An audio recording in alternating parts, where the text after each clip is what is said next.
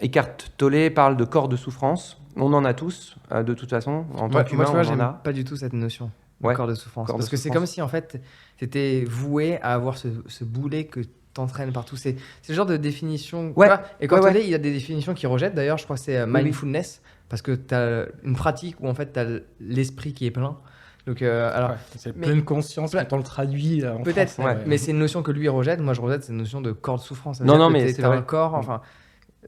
Non, je suis pas. Moi, je pense que la souffrance, tu l'accumules à travers certains éléments, quand tu n'oses pas dire les choses que tu as envie de dire, quand tu n'oses pas être Quand elle n'est pas tué. canalisée quelque part. Et c'est ça, en Mhm. fait. C'est en fait, qu'est-ce qu'on fait de. On peut appeler ça, en fait, effectivement, on va dire un corps émotionnel plutôt.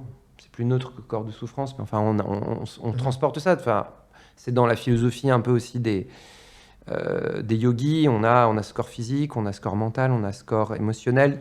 Tous ces corps sont en dialogue permanent les uns avec les autres. Et comment est-ce que cette énergie, justement, comment est-ce qu'elle se canalise, en fait? Quel mouvement elle va prendre? Et effectivement, par rapport à cette colère, il y a un peu deux extrêmes. Il y a la personne qui va renfermer cette colère en elle-même et qui ne va pas l'exprimer. Et donc, cette énergie va la consumer de l'intérieur, petit à petit, dans le temps.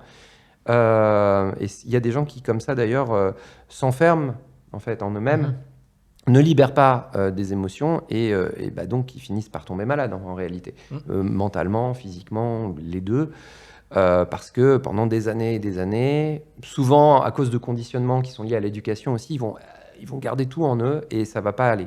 Et puis il y a évidemment aussi en fait non, c'est lié à ça. Parfois c'est cette colère de toute façon, cette énergie, elle va devoir s'exprimer. D'une manière ou d'une autre. Et si elle s'exprime n'importe comment, c'est un peu comme une infiltration, tu vois, comme l'eau qui va s'infiltrer dans un bateau alors qu'elle ne doit pas aller là, tu vois. Du coup, elle va ressortir cette énergie à un moment, mais qui ne va pas être le bon. Et ça va faire des gens qui, pour un rien, vont péter les plombs.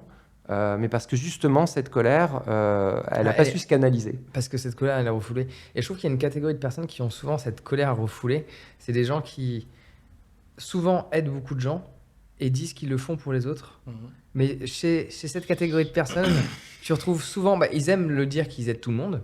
Et souvent, cette catégorie de personnes, c'est vrai. Ils aident beaucoup de gens. Mais c'est comme s'ils attendaient quelque chose de particulier qu'ils n'obtiennent pas. Une reconnaissance, un échange, quel que soit. Et ça boue à l'intérieur d'eux parce que ce sont concrètement des belles personnes. Ils aident aider, même s'ils attendent un petit peu de temps en temps. Mais ils aiment aider et ils aident. Mais il y a ce truc en eux.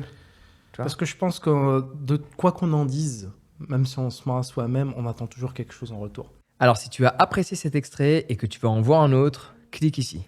Et si tu veux voir le podcast dans son entièreté, clique là.